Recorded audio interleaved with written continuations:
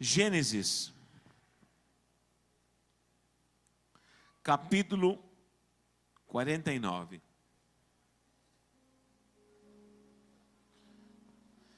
Versículo 9 e 10. Amém? Gênesis 49, 9 e 10. Diz assim a palavra do Senhor. Judá é leãozinho, ou filhote de leão, como dizem algumas versões. Da presa subiste, filho meu. Encurva-se e deita-se como leão, e como leoa, quem o despertará? O cetro não se arredará de Judá, nem o bastão de entre os seus pés, até que venha Siló. Diga comigo, até que venha Siló. E a ele obedecerão os povos. Principalmente essa frase, até que venha Siló. Olha só, Jacó está se despedindo, Jacó está falecendo, está talvez nos últimos dias. E como era costumeiro, se traziam os filhos e o pai os abençoava. O próprio pai de Jacó fez isso. Você sabe que Jacó toma o lugar de Esaú, por uma armação feita com a sua própria mãe, e ele recebe a bênção. Enfim, essa ministração era fundamental para a perpetuação das gerações. Quando um pai abençoava o seu filho, se proclamava a perpetuação de uma geração na bênção. É por isso que existe o termo Deus de Abraão, Isaque e Jacó. Por quê? Porque Abraão gerou Isaque, Isaque gerou Jacó, e aí vem as 12 tribos e se forma a nação de Israel. A nossa perpetuação está otorgada e designada pelo poder de Cristo. Quando nós aceitamos a Cristo, nossa geração foi abençoada. E hoje, você, sua família, seus filhos e todos aqueles que você ganhar para Jesus como geração, serão perpetuação da bênção do Senhor por muitos anos, longos anos. Quem recebe isso da glória a Deus? Receba isso no coração. Tem gente que se aborrece muito com a questão geração. Eu sei que alguns dão dor de cabeça, mas geração para mim é motivo de glória e de alegria. Como filho, tem muita mãe que se aborrece muito com o filho, e sempre apresentando a questão filho como se fosse um problema. Eu sei que filho dá trabalho, mas o amor, a graça, a virtude é muito maior. E quando se trata de filho, eu vejo bênção de Deus. Eu vejo proclamação da bênção do Senhor. Sua geração é abençoada. Você crê nisso? Então temos aqui Jacó abençoando os seus 12 filhos. Os 12 filhos. Ele morre, mas antes ele vem e abençoa, um por um. E está dizendo, eu quero abençoar os meus filhos. Dali viriam as 12 tribos. Dali viriam todas as tribos que estruturariam a nação de Israel. Se você ler com calma o capítulo 49, você vai ver que tem bênção para Rúben, para Simeão, para Issacar, para Zebulon, enfim, todos os filhos são ministrados, e a todos profeticamente é dada uma palavra. Não era qualquer palavra, era uma palavra oriunda do coração de Deus, guiada pelo Espírito do Senhor. Quando o Senhor se manifesta nesta ministração, que é espiritual, que é uma manifestação sobrenatural, e muitos não acreditavam nessa ministração. Por quê? E até hoje muita gente não acredita nesse proferir de uma palavra direcionada pelo Espírito Santo de Deus. Por exemplo, muita gente diz que Abraão era patriarca, mas a Bíblia também diz que ele era profeta.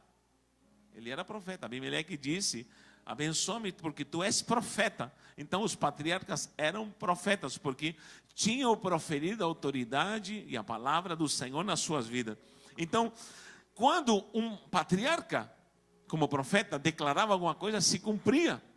Noé, por exemplo, era profeta, e foi perigoso porque ele se embriagou, cometeu um erro, e ele proferiu uma palavra de maldição para o seu neto Cainã, e veio uma geração que foi subjugada e amaldiçoada, lamentavelmente. Então, isso nos dá o primeiro índice, claro, que nós temos que tomar cuidado aí, de que nós somos declaradores ou de bênção ou de maldição. Tudo que nós decretamos para a nossa geração, isso vai acontecer. Você é um profeta do Senhor, amém? Mas quero me deter naquilo que ele fala especificamente para Judá. Para Judá. Quando ele está falando para Judá, ele se destaca, porque ele diz, olha, tu és o leão, porque para outros filhos falou que era jumento. Se você ler para Issacar, ele diz, tu és jumento. Eita, jumento, eu não queria que meu pai me chamasse jumento, mas ele diz, Issacar, tu és jumento. Mas fique tranquilo, tu és um jumento de ossos fortes, já é alguma coisa. Mas, para quando chega em Judá, fala assim, tu és um leão, tu és filhote de leão, tu és um leão que tem força. E ainda diz, o cetro não se arredará de Judá. Até então não existia estrutura política em Israel, mas já Jacó profetiza a primeira profecia. Ele diz, de ti não se tirará o cetro. Sabe o que significa isso? Estava dizendo que da tribo de Judá viriam os reis. Da tribo de Judá nasceria a monarquia. E de fato, de Levi nasceram os sacerdotes. Mas de Judá vieram os reis. A autoridade monárquica, política de Israel. Então o que acontece? Ele já profere como se não existia ainda uma nação constituída. Se você vê a história, quem sabe de Bíblia sabe do que eu estou falando, somente no tempo de Saul, quando Samuel era profeta e líder, numa teocracia, numa ordenança divina governando o povo pede um monarca e diz, queremos um rei, e Saul foi o primeiro rei de Israel. Então o que acontece? Todo mundo nesse então era simplesmente uma família, uma clã familiar, que nem imaginava que iria ser uma grande nação monárquica. Porém, já Jacó, o velho Jacó profetiza, ei, vai ter cetro, vai ter rei na tua geração. Sabe o que Deus proferir, e usando a voz de um patriarca, dizendo, de ti nascerão homens que vão governar. É a mesma coisa que o Senhor proferir para a sua vida agora, que é transformada pela geração em Cristo, e dizer, através da sua vida, virão pessoas de bênção, virão governantes, virão pessoas prósperas, porque através de você, na geração de Cristo, virão pessoas que vão se destacar na sociedade. Eu não sei se alguém já estudou sobre genograma alguma vez, mas estude isso, você vai entender que o que você é oriundo de um genograma. Toda pessoa tem um genograma. E o genograma em si é uma matéria do que é psicologia familiar. Você é oriundo de um genograma e está comprovado que o que aconteceu nos seus antepassados influencia mais do que 100% no que você é hoje. É incrível isso aí. Tem uma história, por exemplo, da história dos descendentes de Jonathan Edwards, um grande homem de Deus. Diz que Deus levantou. Tem um genograma feito muito bom, não lembro agora onde eu li isso, mas tantos advogados, tantos empresários, tantos prefeitos nos Estados Unidos, um vice-presidente, toda uma geração através de um homem de fé. Tantos todos morreram de velhice, fartos de anos, enfim. Aí tem um malfeitor famoso dos Estados Unidos, fizeram o genograma dele, da sua geração. Tantas pessoas se suicidaram, tantos casais se divorciaram, tantos filhos foram presos, netos, bisnetos foram presos presos por suicídio, por homicídio, foram criminalizados por atos como delinquentes. Conclusão: entre suicídios e homicídios, entre tanta conturbação, uma geração inteira é atingida por uma decisão de um homem que não optou pela fé em Cristo. Conclusão: através da tua vida há uma prova que você tem uma geração anterior. Só que em Cristo você pode mudar esse histórico. A partir de você virá uma geração santa, uma geração próspera, e os teus filhos vão te superar. Se você ganhou almas, teus filhos vão ganhar muito mais almas. Se você é próspero, teus filhos vão ser muito mais prósperos. Se você teve consequências por erros, teus filhos não vão cometer os mesmos erros que você cometeu. Quem recebe isso? Teus filhos irão mais longe. Então Jacó está lá abençoando e fala assim: ei, meninos, escutem, de Judá vai se levantar uma geração de reis. Todo mundo talvez olhou e falou: esse menino aqui é leão, filhote de leão. E diz: e dali virá Siló, até que venha Siló. Ainda profetiza algo mais profundo, diz: até que venha Siló. Diga comigo: até que venha Siló. Não faltará cetro, não faltará monarca, até que venha Siló. E houve uma sequência de reis até que veio Siló. Quem é Siló? Profeticamente é Jesus. Jacó talvez nem sabia ou não podia explicar quem era, mas Deus o toma com a autoridade e fala: dessa geração Judá, dessa tribo Judá, vai vir Siló. Aqui nós devemos ter uma geração chamada Judá, leão de Judá. E eu creio que essa geração vai multiplicar em bênção, em glória, e essa geração vai se multiplicar. Muitos dizem: cadê a geração leão de Judá? Rodrigo, a geração leão de Judá tem uma promessa sobrenatural. Amém? Quando você vê uma geração que acredita nas promessas, o nome traz essa essência. Creia que essa geração leão de Judá vai multiplicar. Olha só, quando você vê a cena de Jacó abençoando os seus filhos, você vai ver várias profecias, coisas simbólicas no proferir dos filhos, no proferir do profeta, do pai para os filhos. Mas escute, com Judá foi totalmente diferente. Talvez todo mundo olhou e falasse: poxa vida, porque ele é abençoado, porque ele é tratado dessa forma. Se comprovou que passaram-se 40 reis. E depois dos 39 reis, o número 40 é Yeshua, é Jesus. Mas o que chama atenção é essa palavra chamada Siló, que em hebraico é Shiló. Diga comigo: Shiló. Não é Giló, é Shiló. Shiló, ou seria traduzido, ou transliterado seria Siló. Está dizendo essa palavra no seu conteúdo etimológico, está dizendo: aquele que precisa tomar o seu lugar, se ele não está, e se ele já está, é aquele que está no seu devido lugar. Isso traz a essência da palavra Shiló. Preste atenção. Eu sei que você viajou alguma vez, ou de avião, ou de ônibus, enfim. Te dá uma passagem, não te dá uma passagem? Ela tem um número de poltrona. Se é de avião é mais rigoroso ainda.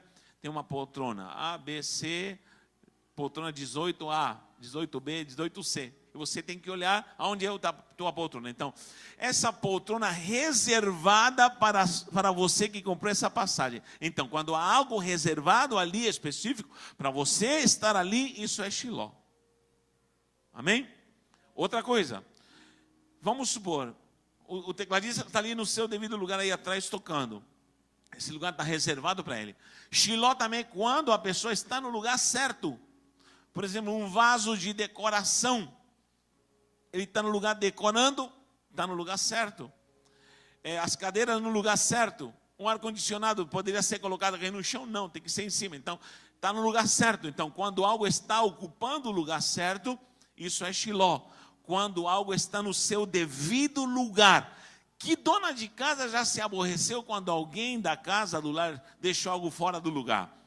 As mães sempre, menino, você deixou isso fora do lugar. Ela está exigindo Shiló. Ela está exigindo Shiló. Está exigindo o que está fora do lugar precisa ocupar o seu lugar. Me dê um exemplo de alguma coisa que você se irrita quando está fora do lugar, mamãe. Hein? Toalha fora do lugar. Você deixou jogada onde? Na cama. Oh, infeliz, você não sabe que toalha molhada não é para deixar na cama. Está no seu lugar. Roupa suja, tem o seu lugar, o cesto, enfim. Então, quando as coisas estão fora do lugar, isso não é bênção. Mas quando elas estão no seu devido lugar, isso é Shiló em hebraico. Amém, queridos? Quem entendeu, dá glória a Deus.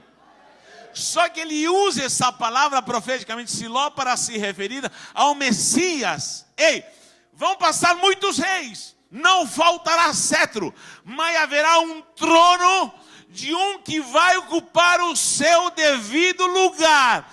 Toda a monarquia vai ser exaltada durante todo esse século, mas vai chegar uma hora que um rei vai se destacar e ele vai governar, e muita coisa vai começar a acontecer quando ele tomar o seu devido lugar no trono.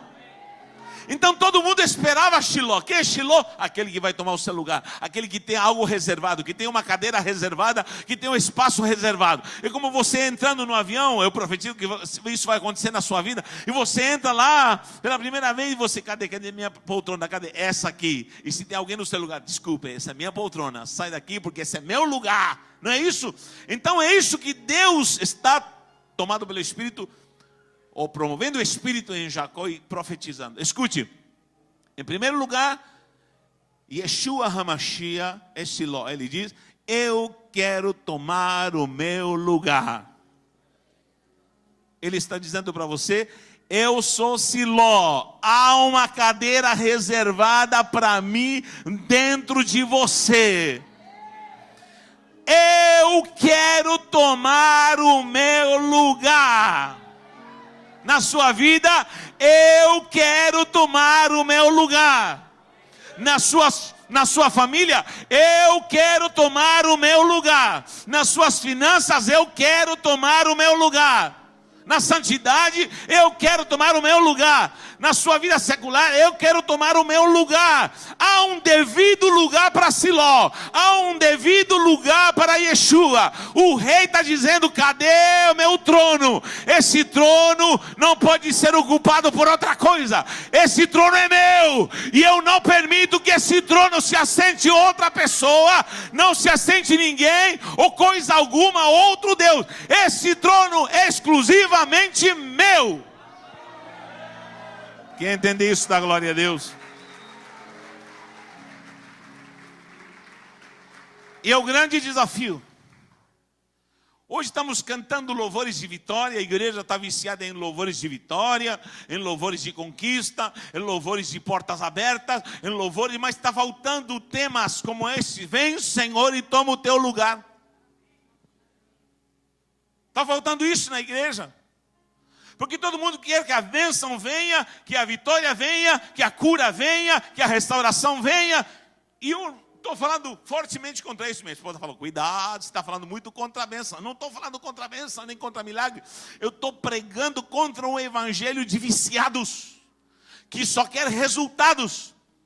Só quer resultados. Eu quero apresentar um evangelho onde Shiló tem que tomar o seu lugar, onde Shiló tem que ter um trono. Ei, dentro da minha vida, Yeshua, o leão da tribo de Judá, tem um trono e ele quer governar. Eu preciso entender isso, do contrário não vou viver o evangelho. Ele tomou o meu lugar. Ele tomou o seu lugar.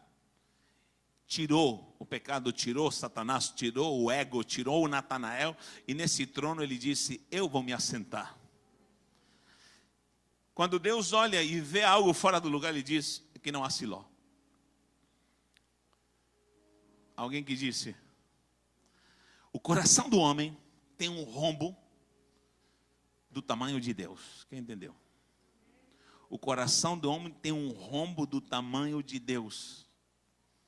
E o homem tenta preencher com A, B, C, questões e coisas e motivações para preencher esse vazio. Mas vou falar novamente. O coração do homem tem um rombo do tamanho de Deus. Nessa hora tem gente que está se divertindo. Nada contra a diversão.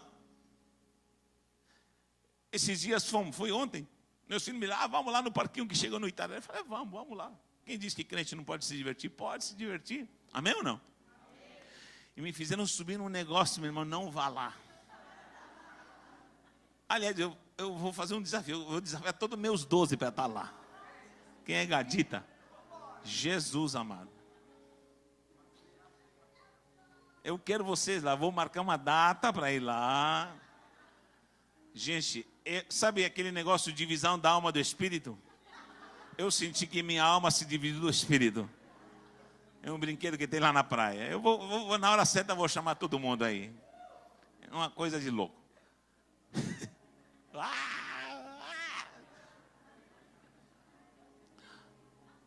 Foi doideira. Primeiro me levaram no teleférico. Eu estou falando de Jonathan Zeline. Me levaram no teleférico. Eu aguentei. Falei, sim, aí tá bom, glória a Deus. Descemos, falei, agora vamos lá. Para quê? Mas graças ao Senhor. Faz tempo que não suava frio. Mas foi gostoso. Saímos lá rindo. Mas tem gente assim, meu irmão. Eu fui lá para acompanhar meus filhos, mas peraí, tem gente assim, que anda procurando diversão para preencher o seu vazio. Crente pode se divertir, crente pode curtir a natureza, crente pode fazer esporte radical, pode, mas nada vai preencher o rombo do tamanho de Deus. Tem pessoas que estão nesse final de ano, vão encher a cara.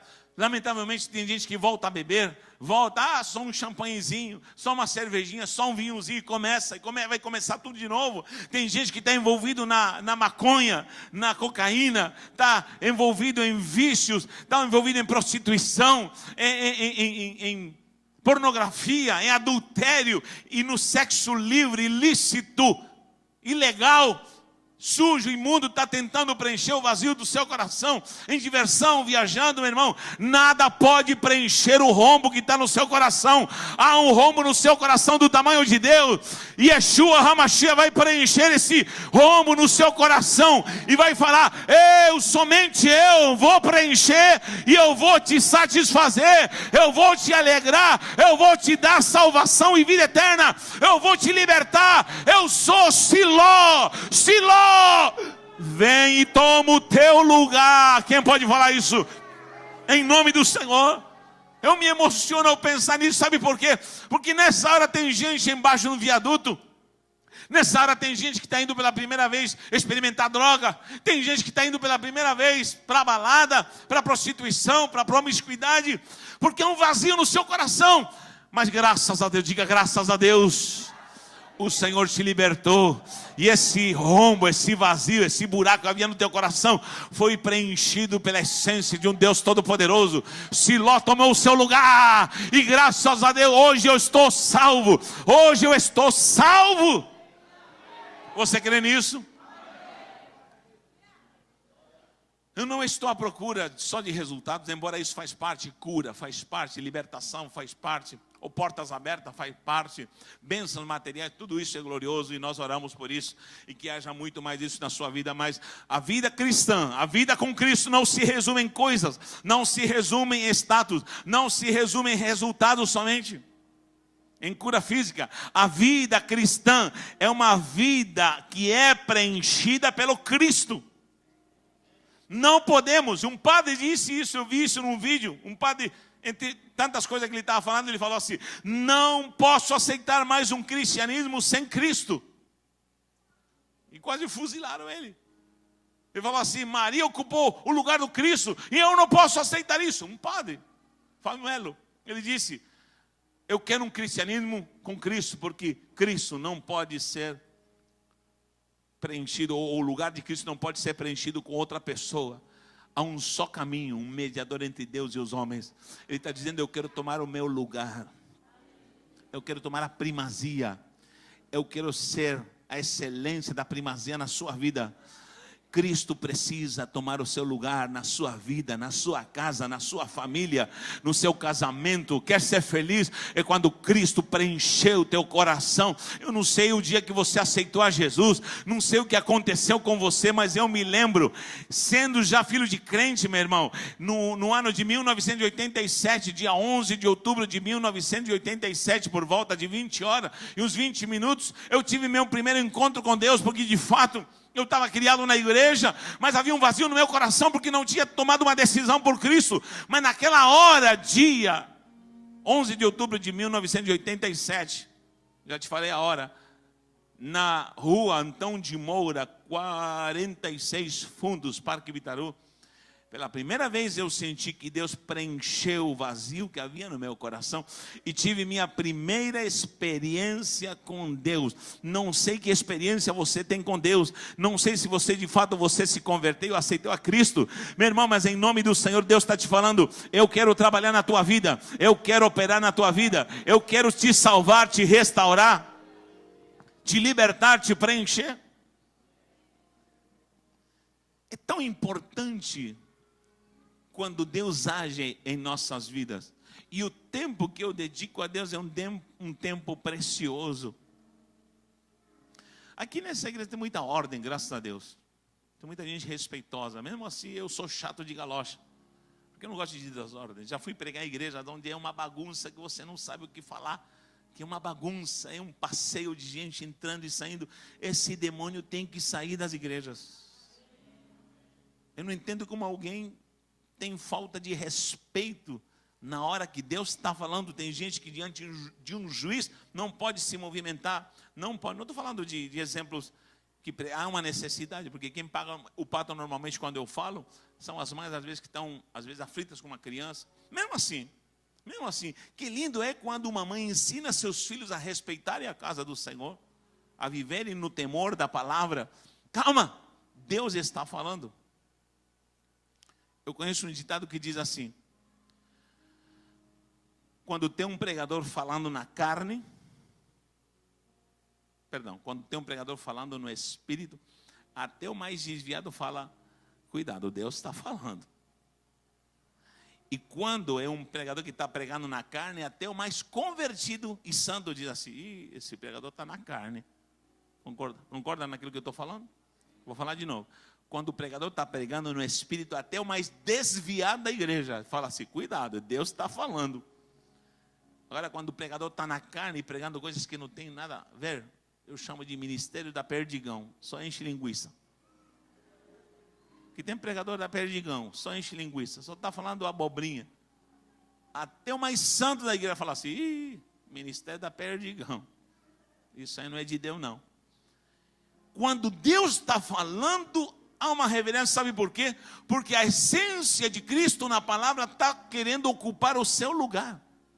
Está querendo ocupar na sua mente, no seu coração, no seu espírito, o poder da palavra, ocupar o teu lugar. E eu profetizo e declaro isso, que a palavra que você está recebendo hoje vai te servir para o mês inteiro, para a semana inteira, em nome do Senhor. Diga comigo: Cristo, Siló, toma o teu lugar. Diga para alguém: Jesus vai tomar o seu lugar hoje. O que você anda fazendo onde não está a presença do Senhor?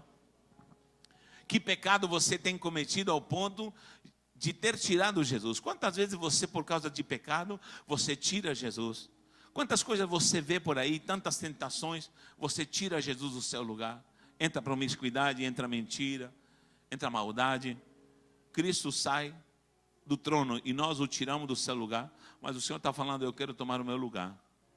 Sabe por que está acontecendo isso? O Senhor está falando com você. Sabe por que isso está acontecendo na sua vida? Porque você não me deixa tomar o meu lugar. Existe um trono em você, e esse trono tem que ser preenchido por mim, e ninguém vai preenchê-lo. Esse trono é meu. Eu quero governar a tua vida, e quero ser o teu Senhor, o teu Rei. Não faltará cetro de autoridade, de bênção, quando o Senhor governar a sua vida, e você vai se tornar um leão juntamente com Cristo, você vai se tornar um gadita de excelência, você vai se tornar um homem próspero, abençoado, santo, redimido. Quem dá glória a Deus por isso? Siló tem que tomar o seu lugar, mas presta atenção, uma coisa que me chamou a atenção, você sabe que eu gosto um pouco de gematria, que seria o valor das letras em hebraico. Siló se escreve com Shin, Yud, Lamed, He. Shin, Yud, Lamed, He. Se você faz a gematria, que alguns já ensinei a fazer, dá 12. E 12 é dodeká. Ou seja, quando você soma as letras de Shiló, vai dar 12. O que é 12? Governo sobrenatural de Deus. Dodeká. Quando Cristo governa em sua vida, vem o governo sobrenatural de Deus. Pastor, estou terminando esse ano com dívidas. Pastor, meu problema é dinheiro. Me diga, desde quando o dinheiro é problema? O dinheiro nunca foi problema. Nunca diga eu estou com problema de dinheiro. E muita gente fala isso, eu estou com problemas de dinheiro. Você não está com problema de dinheiro. Não existe problema de dinheiro. Existe problema de administração. Existe problema de uma má gestão. Você é um mau gestor. O dinheiro sempre vai ser dinheiro. Não existe dinheiro bom e dinheiro ruim. Dinheiro é dinheiro, nem que seja 10 centavos. É dinheiro. E não existe bom ou ruim. Tem maior quantidade de dinheiro, que é diferente. Mas ninguém tem problemas de dinheiro. Você tem problema de administração, de gestão. Quando dodeká, Shiló toma o teu lugar, você passa a ter uma gestão santa. Eu estou com problemas com fulano, com ciclano, com a esposa, com o marido. Não existem problemas matrimoniais, não existem. Existem problemas de administração, de gestão emocional. Eu estou com problema com a minha geração, estou cansado de liderar. Você não tem problema com geração. A tua geração é linda e maravilhosa. O problema é você, que tem problemas de administração, de emoções. O problema é uma gestão emocional. Você é uma pessoa talvez desequilibrada nas emoções. Mas quando o cetro do Decá de Shiló governa, tudo em sua vida começa a ser governado pelo governo sobrenatural de Deus. Você entendeu isso? Quando você deixa o trono ser ocupado por Siló, tudo na sua vida começa a ser governado pelo governo sobrenatural de Deus. E na sua família, primeiro na sua vida, todo mundo começa a ver Deus. Na sua família, no seu casamento, todo mundo começa a ver Deus. Nas suas finanças, todo mundo começa a ver Deus. Na sua profissão, todo mundo começa a ver Deus. Na sua casa, todo mundo começa a ver um governo sobrenatural de Deus. Deus está governando agora, a glória do Senhor está ali. Sabe por quê? Porque você disse, toma o teu lugar. Vamos lá. Essa palavra em hebraico, que é Shiló, como falei, reservado, ou que pertence a alguém o lugar, ou tem o seu próprio lugar, foi traduzida na Septuaginta. A Septuaginta é a tradução, Septuaginta é a tradução que foi feita 300 anos antes de Cristo, por 70 eruditos judeus que a traduziram para o grego. Então a primeira tradução que nós temos do hebraico para o grego foi a Septuaginta, ao redor de 300 anos antes de Cristo. E por que Septuaginta? Septuaginta significa 70, então se refere a 70 homens que foram usados para poder traduzir. E traduziram. E essa palavra na Septuaginta, ou seja, na tradução do hebraico para o grego, a palavra Shiló foi traduzida para apokemai. Não é Pokémon, tá? É apokemai. Diga comigo, apokemai. Apokemai. As mulheres digam apokemai. Os homens digam apokemai. Apokemai. Tem gente que está pensando se fala Pokémon. Não, é apokemai. E essa palavra apokemai aparece no Novo Testamento 3 vezes. Quantas vezes? Na doutrina cristã aparece por Paulo. Eu pessoalmente acredito que Paulo escreveu Hebreus. Se você não acredita, o problema é seu. Mas eu pessoalmente acho que nenhum rabino aceitaria doutrina cristã a não ser de outro rabino, porque judeu é assim. Então eu pessoalmente acredito que só um rabino judaico poderia exortar os hebreus, entre tantas outras argumentações que eu tenho. Mas é algo pessoal, não estou dizendo aqui que é de fato, mas na minha ótica, hebreu não se sabe quem foi o escritor. Para mim, foi Paulo. Paulo, eu creio que escreveu Hebreus. Mas vamos lá, o escritor de Hebreus fala sobre Apoqueimai. E Paulo, em outras passagens, como em Timóteo, 2 Timóteo, e também em Colossenses, usa essa palavra 3 vezes, Apoqueimai. Repito, nas epístolas paulinas, encontramos 3 vezes a palavra Apoqueimai, que seria a tradução da palavra. Vocês estão ligados no que eu estou pregando hoje? Apoqueimai é a tradução da palavra Shiló, é isso mesmo. Estou te pegando aqui, se você está acordado. Então, Apoqueimai. Então, toda vez que aparece agora a palavra Shiló, ou devido lugar, vai ser colocada a palavra Apoqueimai. Só que justamente aparece só 3 vezes, podia aparecer mais. E eu comecei a estudar esse negócio de madrugada e eu falei, peraí, eu vou entrar nesse mistério porque isso está me interessando. Primeiro, diz para ajudar, não faltará cetro, significa autoridade. Diga para alguém, há um cetro na sua mão. Há um cajado na sua mão. Diga, não abra mão da tua autoridade. Não abra mão desse cajado, meu irmão, em nome do Senhor. Tem gente que fala, que não sei se eu fui chamado. Não abra mão. Lembra de Moisés? Não sei se eu já falei isso aqui, eu devo ter falado muitas vezes. Havia um cajado, um cetro na mão de Moisés. Como farei, Senhor, para tirar o povo? O que tem na tua mão? Autoridade, cajado. Só tem um cajado. Qualquer um pode falar, só um cajado? Não, ele diz, isso, tem autoridade. É com a autoridade que você vai conquistar. Quantos querem progredir? Com autoridade você vai progredir. Quantos querem repreender a Satanás? É com autoridade que se vence a Satanás. Quantos querem vencer o pecado e ser mais santos? Você tem que ser um líder de autoridade. Autoridade não significa chefiar e mandonear e ser grosso e estúpido. Autoridade é uma coisa que você tem ou você não tem. Eu posso ser uma pessoa mansa, gostaria de ser mais manso, mais suave para pregar. Eu gostaria de ser. Mas preste atenção, tem gente que é mansa, mas tem autoridade. Você sabia disso? Então a autoridade não é a forma, a expressão. A autoridade é o conteúdo que está em você para exercer poder. Não é tiranismo. Então, quando você tem autoridade, o Senhor está governando. O Senhor te diz, faça, eu estou contigo fazendo. Moisés recebeu um comando de Deus. Largue o cajado, o cetro no chão. E se transformou numa serpente. Lembra disso não? Serpente é problema. Serpente é símbolo de maldição e de perigo. Toda vez que um líder abre mão da autoridade, do cetro, esse cetro se transforma em serpente. Então, líder, não abra mão da autoridade que Deus te deu. Sabe por quê? Porque ela vai virar serpente. Vai virar veneno contra você. Os homens estão aqui hoje. Ser líder em casa não significa ser um machão que dá uma ordem e aqui quem manda sou eu e bate na esposa. Não é isso não. Mas querendo ou não, querido, você é autoridade dentro de casa. E eu vou lhe dar um segredo, homem de Deus. As mulheres gostam de homem que tem postura de autoridade. Não estou falando de machão. Sim. Não estou falando de um machão que é um grosso, estúpido, um cavalo, um jumento misturado com anta pré-histórica, não é isso. Estou falando de homem que tem autoridade. Homem que resolve as coisas. Homens que resolvem as coisas. Homem que diz, espera aí. A mulher precisa se sentir segura em casa porque tem um homem de autoridade.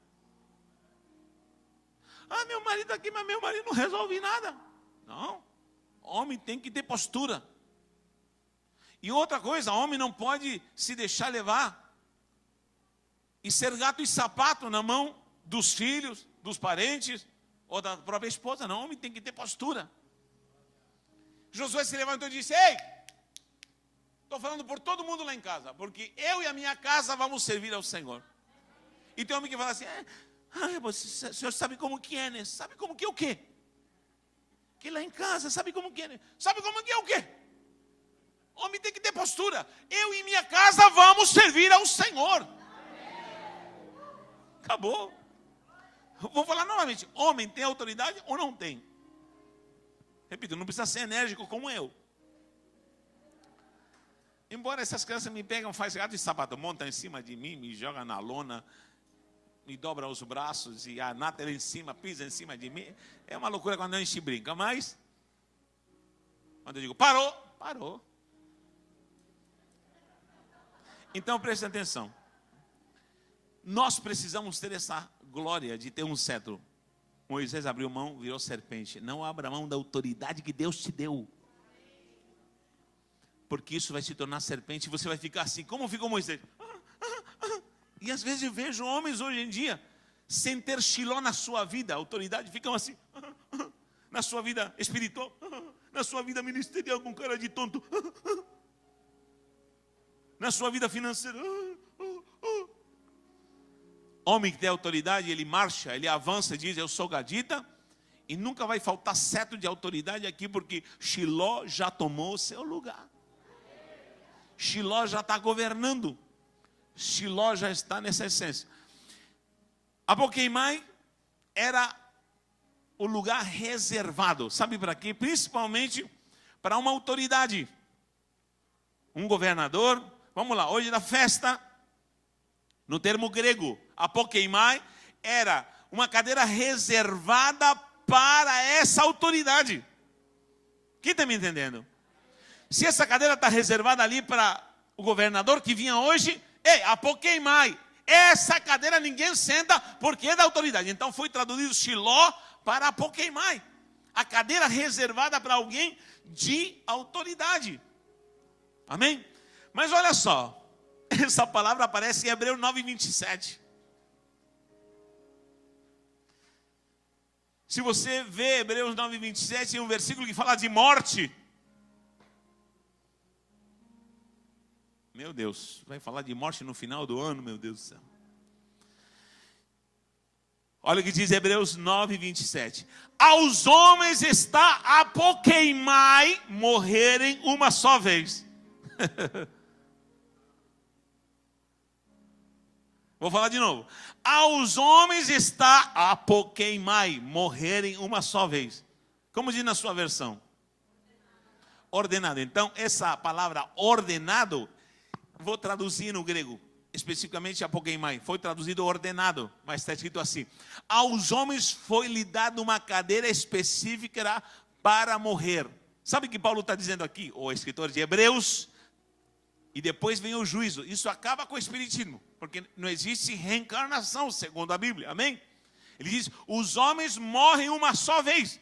Ou melhor, os homens estão reservados com uma cadeira específica, apoquimai, para morrerem uma só vez. Sabe o que esse escritor está dizendo?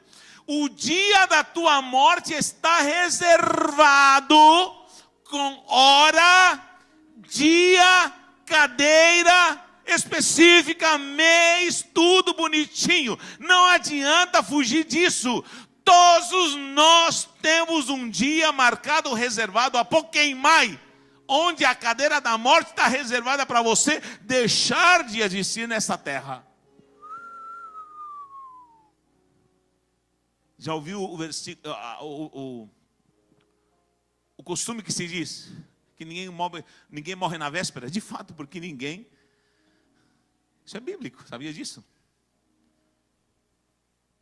Ninguém morre na véspera. Você não pode morrer antes do dia de apoquimai. Nem podemos postergar algo que foi designado por Deus. Querido, a fila da morte, não me olhe com essa cara, pelo amor de Deus, é a fila que ninguém quer furar. Sempre tem fura-fila para chegar primeiro, né? Mas na fila da morte ninguém quer furar. Mas querendo ou não, todos nós ao nascer pegamos uma senha. Amém ou não?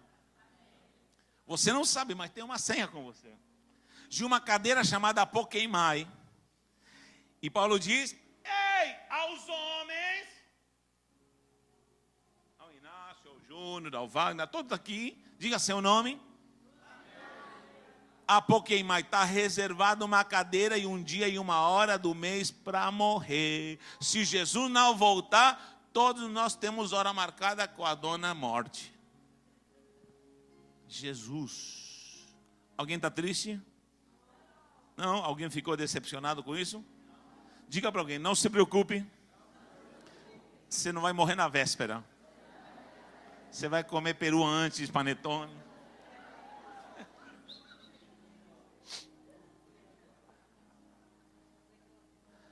Agora me diga, se Jesus não voltar, porque eu creio que nós vamos subir.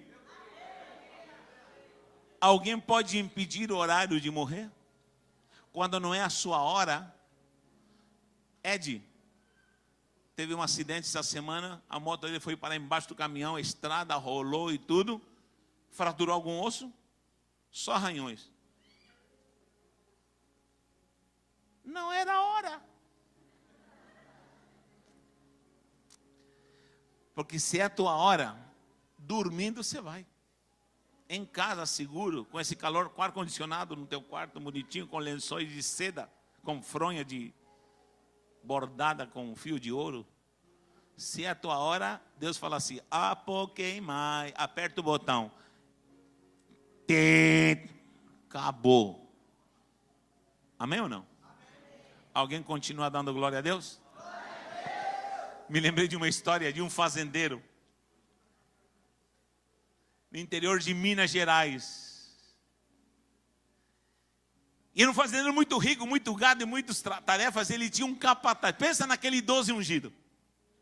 E esse capataz, eu que fazia todas as labutas, tramitações, cuidava do gado, pagava todo mundo, era o capataz. E ele foi no mercado, na cidade, na feira, a pedido do seu patrão, muito fiel homem. O que acontece? Quando ele está na feira, é uma história, tá? Uma história. Valmiral está aqui hoje, aleluia, dá glória a Deus. Estou te vendo agora, Valmiral. Não era a hora dele. Ei, Valmiral vai subir no arrebatamento, gente. Teve na UTI, quando já estava em casa, meu Deus do céu. Aleluia. Voltando, estamos falando, coincidiu, Minas Gerais, Valmiral. Tá em Minas Gerais, o capataz mandou, o homem rico mandou o capataz de confiança, e o homem de confiança foi lá. Quando estava no meio da feira do mercado lá, disse que viu a morte. Música de morte. Viu ela com aquela capa preta. E ela olhou para ele, no meio da feira, com aquela foice. Ele ficou gelado, ela não falou nada, só olhou para ele. Suou frio. Saiu correndo. Chegou na fazenda e falou, patrão, me ajuda. O que foi, homem? O que foi? O homem tão sóbrio, tão competente. Por favor, vou embora. Vou dar um sumiço. O que aconteceu? Não, é que eu vi a morte lá na feira. Viu? Ai, meu Deus. E ela me olhou. Mas o que ela falou? Não falou nada, mas ela me olhou. E foi um olhar macabro que me gelou até a alma. Eu vou embora, me empresta o carro. Calma, homem, calma. O que está acontecendo? Não, eu vou embora. Pegou as coisas e foi colocando no carro. Tá bom, pega a chave do carro. Mas o que foi? Pelo amor de Deus, você viu? Para onde você vai? Ei, eu vou sumir para o Rio de Janeiro. Vou para o Rio de Janeiro, não fala para ninguém. Eu vou me esconder 15 dias no Rio de Janeiro. 15 dias, por favor. Saiu. O patrão ficou, meu pai do céu. Ficou com raiva e foi até a feira e falou, vou pegar essa morte aí. Procurou e encontrou ela no meio da multidão, de preto. Peraí. Vem cá. Ó, dona Morte. A senhora assustou o meu capataz. Ficou apavorado. Um homem tão competente, daí que deu uma lição. Você assustou. Eu assustei, falou Dona Morte. Você olhou para ele com um olhar macabro. Eu não fiz nada. Não, eu nem olhei para ele, nem sei quem ele é. De fato, eu estou aqui, mas eu estou de passagem. Porque eu estou indo para o Rio de Janeiro.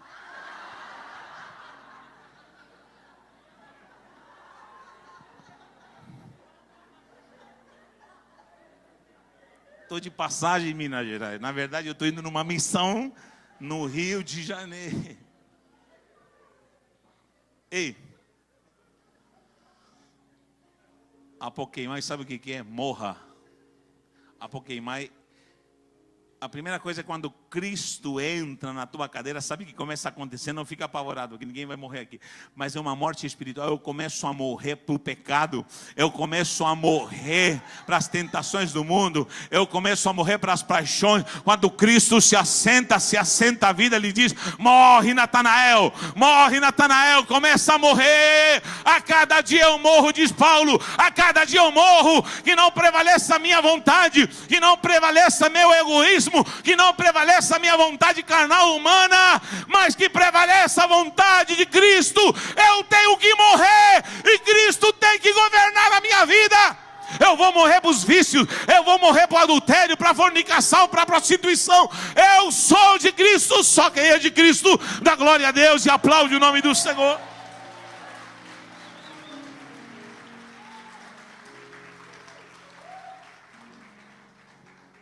Apoqueimai. Ele dizer: Senhor, entra na minha vida e me mata.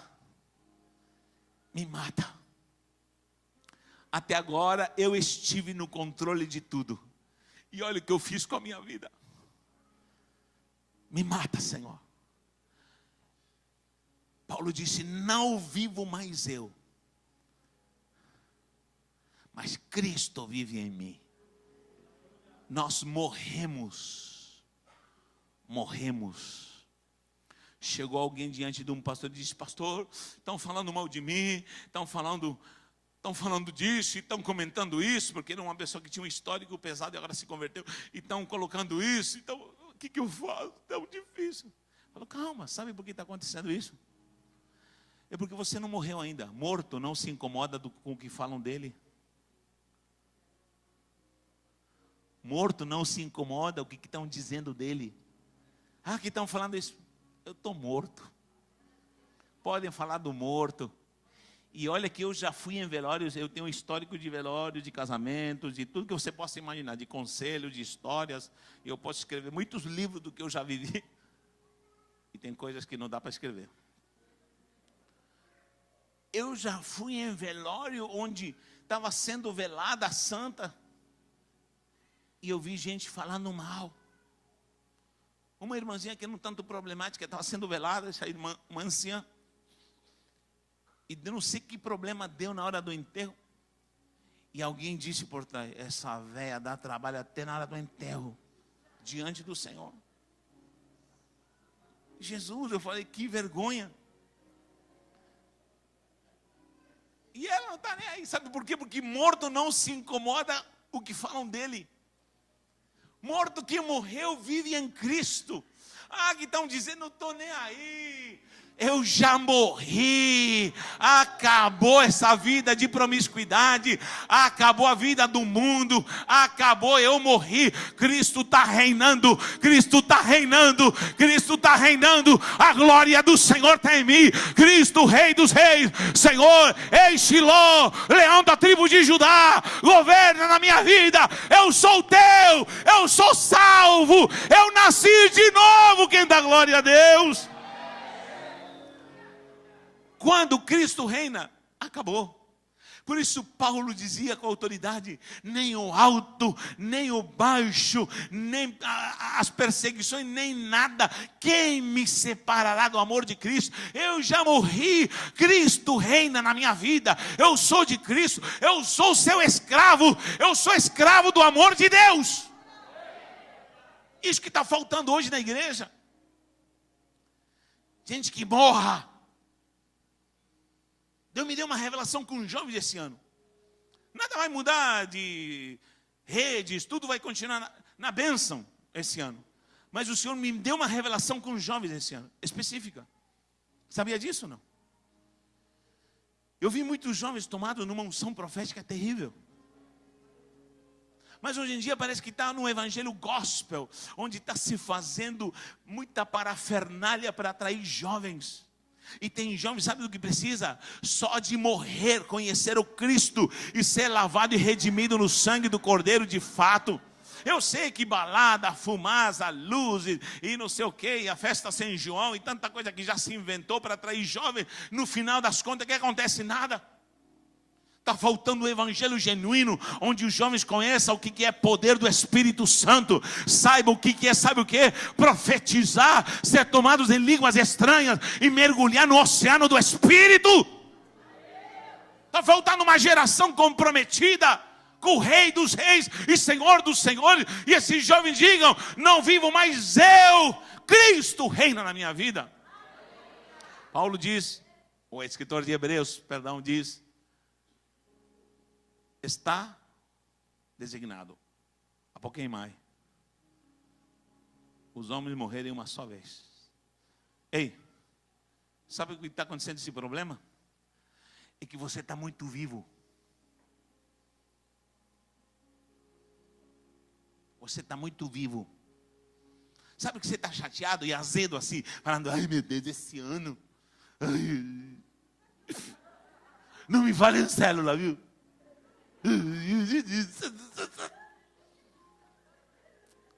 Encontro com Deus. Você está muito vivo. Morto não se expressa. Morto não reclama. Morreu. Diga para alguém: eu morri. Dê um aplauso ao Senhor se você morreu.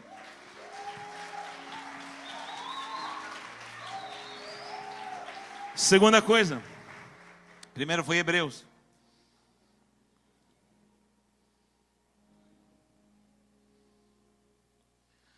Colossenses 1:5. Aparece novamente apoqueimai, ou Shiló. Isso é uma palavra. Não é uma pessoa, é uma palavra. Diz assim em Colossenses 1:5. Ei! Temos uma esperança, apoqueimai no céu. Quem entendeu? Eu vou falar de novo se você não entendeu. Paulo diz em Colossenses 1:5. Temos uma esperança, apoqueimai no céu. Temos uma esperança reservada, guardada. Tem uma cadeira lá no céu para você. Jesus falou assim: ei, eu vou, mas vou preparar a morada para você. Tem uma casa reservada para você lá na glória.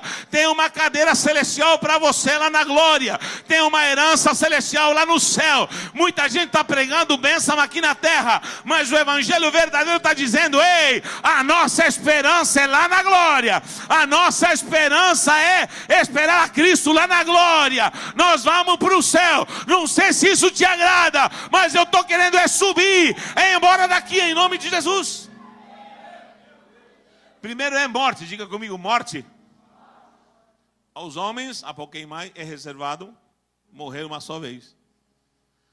Depois da morte, o que acontece? Você tem a esperança, apoqueimai, de uma herança celestial. Toda vez que você morre, o céu está entrando dentro de você. Acho que você não entendeu. Toda vez que você morre, o céu está entrando na tua vida. Toda vez que o pecado te assola, porque eu sou homem também, e me quer tentar, e eu venço o pecado, entra mais do céu em mim. Sabe o que está faltando hoje em dia? Não somente uma geração que queira ir para o céu, mas uma geração que traga o céu para dentro de nós. Por isso diz a sua palavra aí: quem crê já está salvo, já tem vida eterna. Eis que o reino do céu chegou até vós. O reino do céu já está na minha vida. Eu aniquilo o pecado, aniquilo a carne, aniquilo a vontade do mundo, aniquilo a ação de Satanás. O céu está entrando dentro da minha vida. Há um lugar reservado, há uma certeza que você é da glória. Diga para alguém: eu não sou dessa terra não, meu irmão.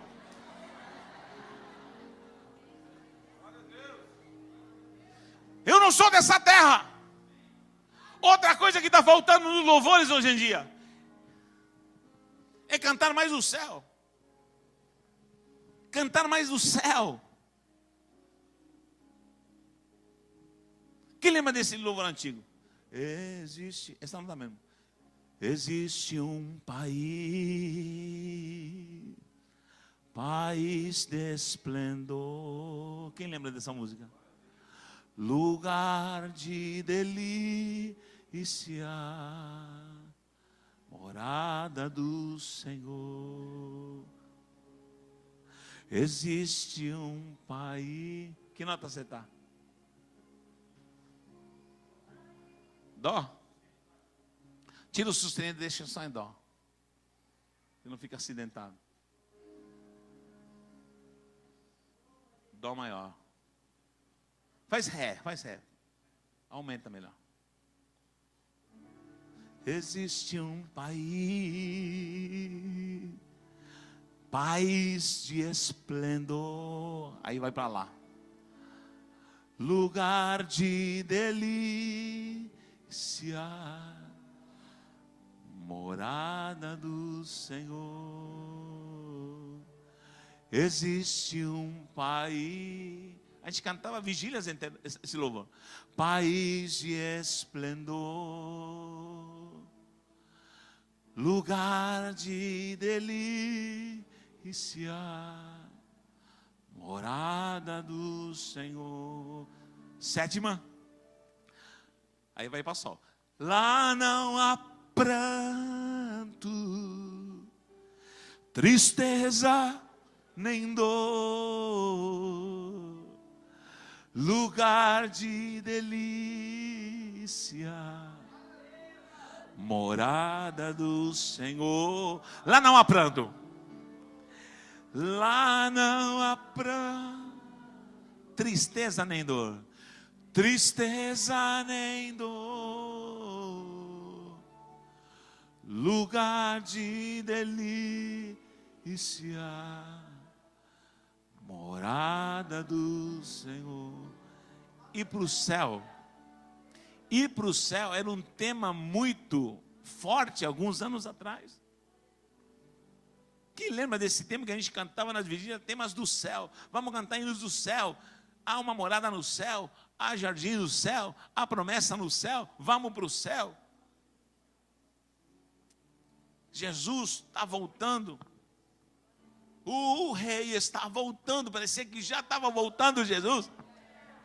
Tanta gente, às vezes, cantando esses louvores, se segurava no banco, aquele banco antigo de madeira da igreja. Por quê? Porque se cantava, o rei está voltando, o rei está voltando, a trombeta está soando, o meu nome a chamar. O rei está voltando, o rei está voltando. Que mais? Aleluia, ele vem me buscar. Novamente, o rei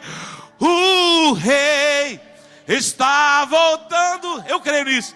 O rei está voltando. A trombeta está soando. Meu nome, e o meu nome a chamar. O rei está voltando, o rei está voltando, aleluia, ele. Eita glória, eram noites inteiras cantando, parecia que não dá nem vontade de sair da igreja, porque o rei estava voltando. Todo mundo queria ir para o céu, todo mundo se santificava, tinha medo de pecar. Naquele tempo não tinha WhatsApp, naquele tempo não tinha YouTube, não tinha internet, não tinha nada dessas porcarias. Era uma vida com Deus, era uma vida de santidade, era uma vida de glória. Quem era, quem não era, não era. Não tinha espectador na igreja, não tinha gente que estava, mas não era, não. Era, ou não é, ou não é. Se vivia a essência do céu. Apoqueimai, sabe o que significa? É viver uma vida com certeza que tem um lugar reservado no céu para mim. Sim, Deus prospera. Sim, Deus dá casa. Sim, Deus dá mansão. Sim, Deus dá tudo isso. Mas se não te der aqui, tem uma mansão lá na glória. Tem uma vida farta lá na glória. Nem que você ande sofrendo a vida inteira. Eu sei que Deus vai te prosperar. Não estou te julgando nenhum mal. Eu sei que Deus vai te prosperar. Mas se isso não acontecer e a tua vida for uma jornada de lágrimas, saiba que você vai descansar lá na glória. Saiba que você vai descansar. Ele vai enxugar toda lágrima e vai falar: vinde, vinde, benditos do meu Pai. Eu preparei uma morada eterna lá na glória. Você vai estar eternamente no céu. Você não vai precisar tirar férias. Você vai estar eternamente comigo. Quem dá glória a Deus por isso? Está faltando isso na igreja. Vontade de ir para o céu. Eu ouvi na voz de um apóstolo.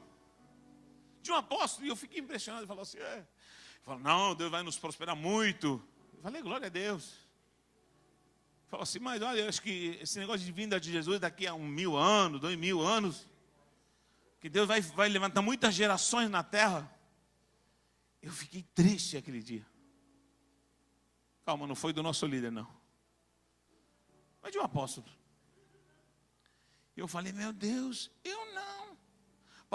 Paulo diz assim: a vinda de Cristo, os quais muitos a têm por tardia. Sabe o que significa? Tem gente que pensa que Jesus vai demorar muito. Mas na minha Bíblia está escrito: eis que estou às portas.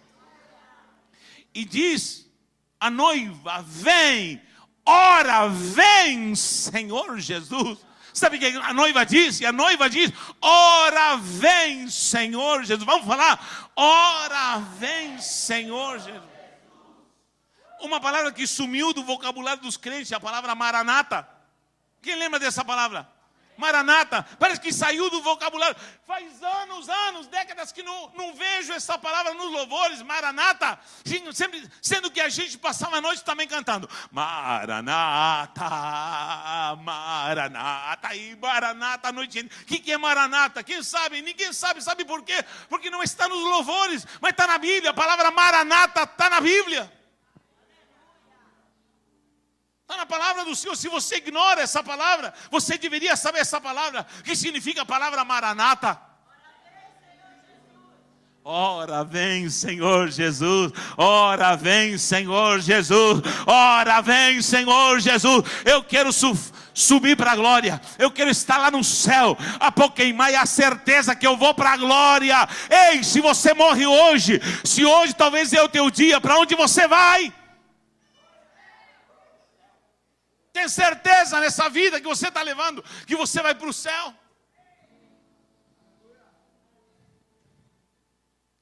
Naqueles tempos, quando a gente perguntava para onde você vai, toda a igreja levantava e ia tomada no espírito. Porque de fato tem gente que não sabe para onde está indo. Lógico, porque está em pecado, está em fornicação, está na ilegalidade, está em promiscuidade dentro da igreja.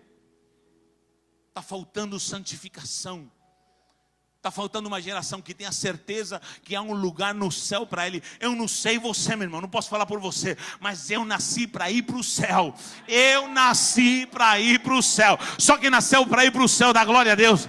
Só quem nasceu para ir para a glória, levante a mão e tire um minuto para adorar o nome do Senhor e diga: eu vou me embora dessa terra. Eu vou para o céu. Eu nasci para ir para o céu. Eu preciso ver essa igreja tomada pela revelação de uma vida santa, de uma vida de glória, de unção, de castidade, de santidade. Porque diz: eu quero ir para o céu.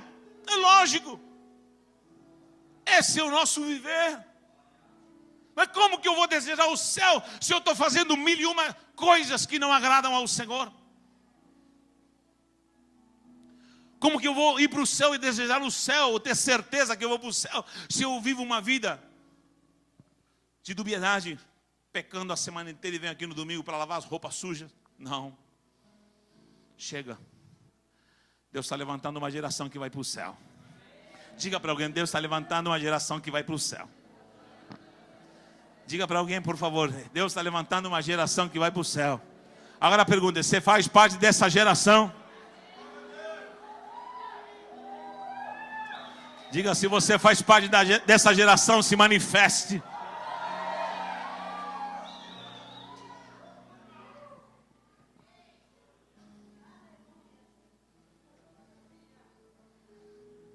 Nada contra os porque eu também faço. Mas na época que eu me converti não tinha não. Ih, o Natanael está ficando quadrado. Na minha época não tinha não. Na minha época não tinha não tinha isso. É lindo, é gostoso, até eu falo Amém. Pode fazer, não tem problema não. Você não vai ser excomungado não. Mas na minha época não tinha Vou te falar o que quando Deus falava alguma coisa que tocava a igreja, se levantava alguém falando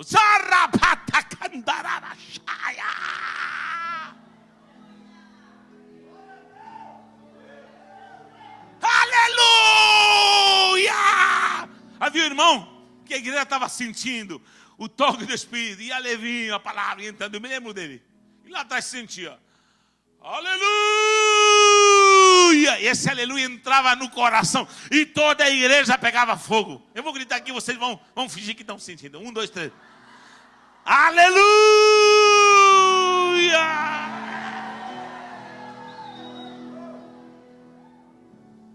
Nem com isso tem gente que vibra.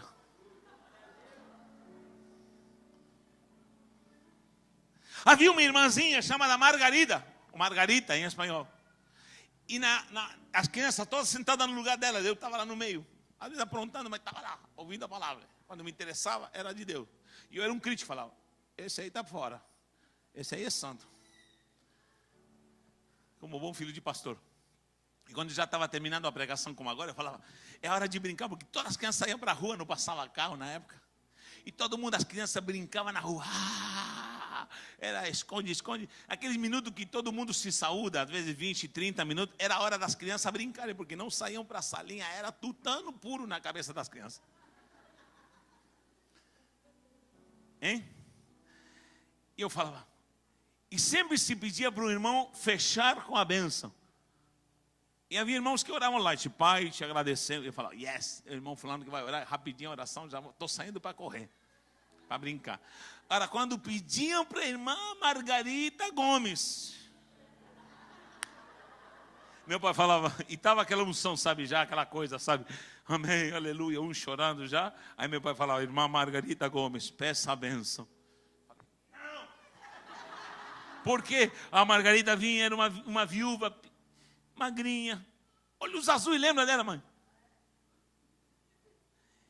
E começava, Pai Santo, e todo mundo, Espírito Santo de Deus, e começava, meu irmão, era avivamento na cela, demorava meia hora no microfone orando, e todo mundo era tomado, e começava avivamento, falava, acabou a diversão, falava, avivamento na certa, avivamento ungido. Está faltando crentes que queiram odiar, detestar o pecado e queiram o céu. Apoqueimai. Terceira vez que aparece a palavra apoqueimai. Quando Paulo é tomado por essa unção, diz, eu morro, tenho garantia de uma cadeira lá no céu. E em 2 Timóteo 4,8 aparece pela última vez essa palavra apoqueimai. Ele diz, a coroa da justiça me está apoqueimai. Tenho sofrido. Vou ler aqui em 2 Timóteo, capítulo 4, versículo 8. Olha o que diz 2 Timóteo. 2 Timóteo 4,8 diz assim. Paulo já está encerrando a jornada dele. Vou ler aqui no versículo 6 também. 2 Timóteo 4,6. Quanto a mim, estou sendo já oferecido por libação, e o meu tempo da minha partida é chegado. Combati o bom combate, completei a carreira, guardei a fé. já agora a coroa da justiça. Diga comigo, coroa da justiça. Me está guardada essa palavra, apokeimai, reservada, a qual o Senhor reto juiz me dará naquele dia, e não somente a mim, mas também a todos quantos amam a sua vinda. Pela última vez aparece a palavra apokeimai. Há uma coroa reservada para mim lá na glória.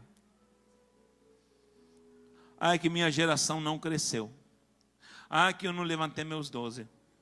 Ai, que eu não tenho célula. Ai, que eu não conquistei isso. Calma. Você não sabe. Mas o Senhor anotou tudo. E está dizendo, eu tenho uma coroa para você lá na glória. Você pode dizer, eu não sou um líder excelente. Falhei em muitas coisas, mas o Senhor te diz, calma, pequeno rebanho. Ao Pai, o Pai decidiu usar o céu. Há uma coroa de glória te aguardando. Quando você morre, é porque Cristo entrou no teu coração para reinar. Com a vida de Cristo, mas é morte para a sua vida. Segundo, você diz, eu vou para a glória. E terceiro, eu tenho uma coroa lá no céu. Eu tenho recompensas lá na glória. Nessa igreja ninguém me valoriza. O Natanael nunca me dá uma oportunidade. O Natanael também nunca me abençoou como devia. Minha geração nunca me honrou aqui na frente, bonito, lindo, nunca me deram um presente. Nem um panetone no Natal me deram. Tem gente que é assim. Aliás, por favor, no mínimo, dê um panetone para o seu líder. No mínimo, mínimo. De um panetone até um carro zero, você pode escolher. Mas olha, pelo amor de Deus, honre seu líder. Mas se alguém não te reconhecer aqui, eu te digo, apokeimai, tem uma coroa te aguardando lá na glória. Uma mansão celeste. Quantos creem nisso? Não sei você, mas eu estou indo para lá. Eu quero ver Jesus. Outra coisa que falta nos louvores. Eu tenho uma coroa lá no céu. Jesus Cristo, Jesus foi preparar para mim. Se cantava antigamente, era o tema dos louvores, não é? E ele vai abrir a porta e ele tem um anjo aqui com bandeja de ouro. Não é assim que se canta hoje em dia? Eis que a vitória já chegou e já chegou. Não é assim que se canta? E a tua sogra que não te ajudou, lá no inferno ela vai ferver. E esse gostou. Mas sabor de mel, sabor de vingança, isso sim. Sabor de mel. Só se prega isso no louvor. Mas falta, sabe o quê? Eu tenho uma coroa lá no céu. Um amigo meu, agora estou terminando de vez. Pastor Antônio. Não contou para ninguém esse abençoado. Olha, enganou todo mundo. Enganou no bom sentido. Não quis preocupar a esposa. Não quis preocupar a igreja, uma igreja linda como esta. Toda vez que ele falava da igreja dele, ele falava como se fosse uma princesa, a coisa mais linda do mundo da igreja dele. Lembra dele, Maria?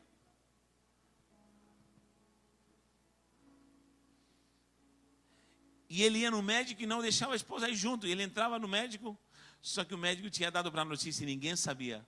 Você está com câncer no sangue. Está com, como que chama aquela doença? Leucemia. Câncer, as plaquetas estão reduzindo. E às vezes ele terminava de pregar e estava tremendo, me contaram depois. Amigo meu de coração, homem de Deus, homem santo. Tantos momentos preciosos que passamos com ele. E eu estava passando prova, morava nesses fundos da igreja, passando prova. Quantas vezes subia lá e só às vezes estava conversando com o pastor Antônio, eu era refrigerado. Oh, eu falo, que homem santo. Imagina esse homem na visão celular, o que seria? Um estrago no inferno, porque era um homem muito sábio. E era um homem muito aberto, falando, Natanael, tem algo a mais, tem algo a mais. E a esposa, a pastora Idalina me conta, uma senhora já, disse que uns dias antes de morrer, porque ele morreu rápido, ele morreu muito rápido. Diz que um dia, ela não sabia de nada, sabe? Ele não contou nem para a esposa. Ele sabia que ia morrer.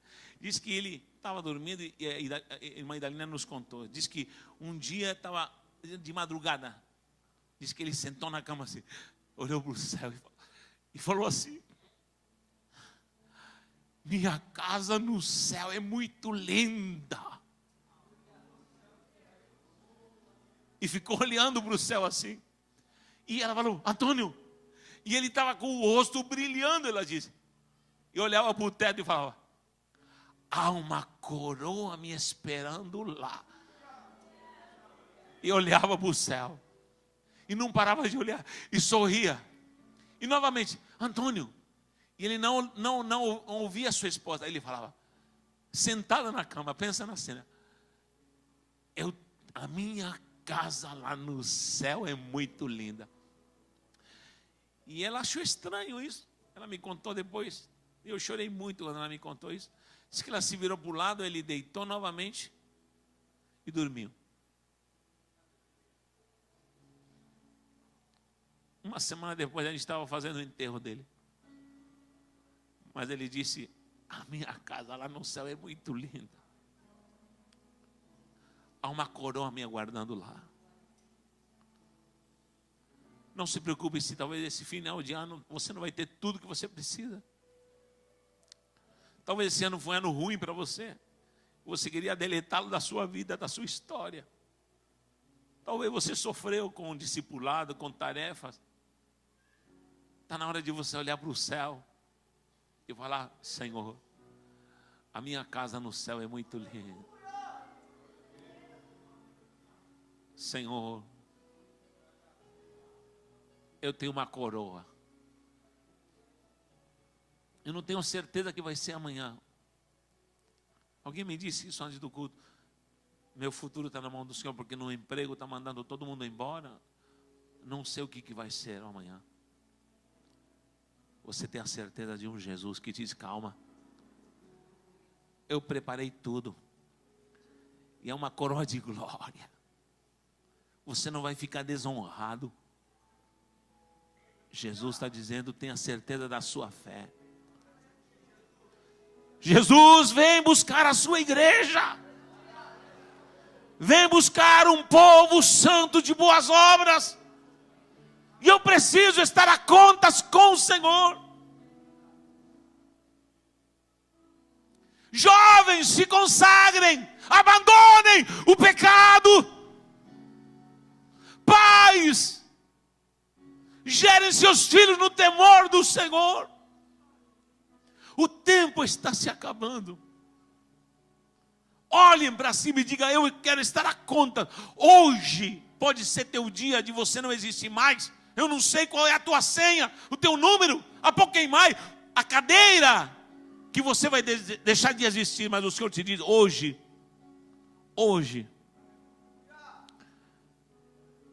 eu te dou certeza de salvação.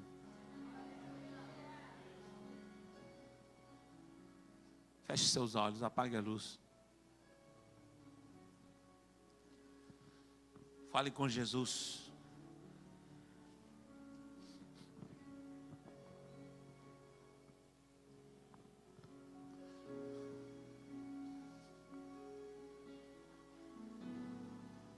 Que certeza você tem? No início desse ano de 2015, falei: lamentavelmente, muitos não vão chegar no final do ano. E nós enterramos pessoas esse ano que partiram. Há poucos dias despedimos um jovem, Anderson Batista de Souza. Quantas vezes esse jovem me revelava seus sonhos? Inclusive, nas vezes que eu visitei no hospital, ele me dizia: pastor, eu tenho promessa de Deus, eu não vou morrer sem ver as promessas. Eu falava: amém, amém. Abidão o acompanhou até a última hora. Um jovem jovem.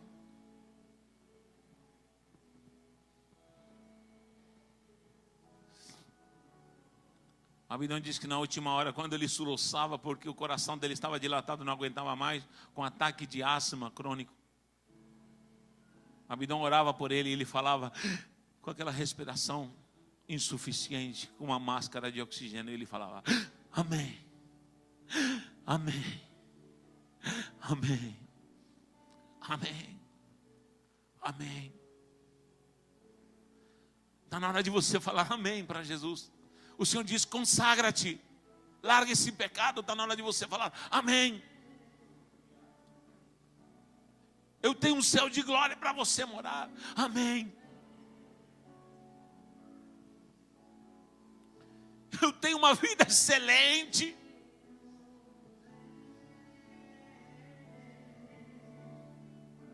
Uma vida de glória. Oh, rabaçu de candarabachaiala.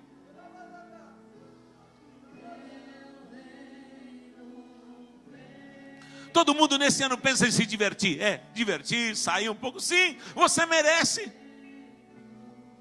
Quero descansar, é o tema que nos invade. Sim, é bom descansar. Mas querido, o teu descanso não é nessa terra.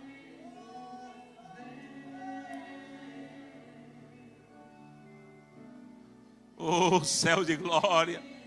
Céu de glória. O Senhor está levantando uma geração de pessoas que amem o céu. Que amem o céu e digam: Senhor, eu estou aqui, eu estou diante da tua presença, eu quero viver para ti. Comece a orar, fale com Deus. Comece a orar e fale com o Senhor.